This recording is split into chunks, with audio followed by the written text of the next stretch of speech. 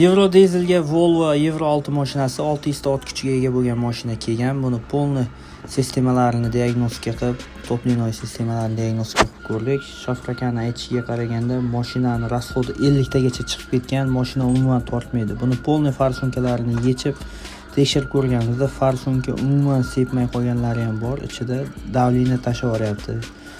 Bunga original Delphi zapchaslarimizdan garantiyni qilib, o'zini zavodskoy zapchaslarini yig'ib qo'yib tekshirib ko'rdik. Ishlashlari chotki bo'ldi. Farsunkalar davlini ishlashlari zo'r. Buni stendga qo'yib, hammasini bitta dozirovka qilib, polni mashinaga qaytarib qo'ydik. Mashinaga qo'yish jarayoni ketib turibdi.